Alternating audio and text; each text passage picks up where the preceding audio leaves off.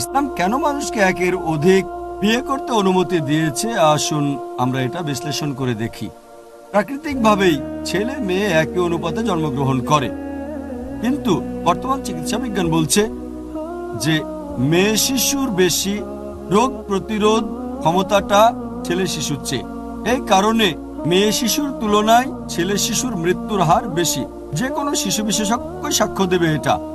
চিকিৎসা বিজ্ঞানের দৃষ্টিতে ছেলে শিশুর তুলনায় মেয়ে শিশু বাঁচে বেশি। তারা ছেলে শিশুর চেয়ে বেশি রোগ প্রতিরোধ করতে পারে।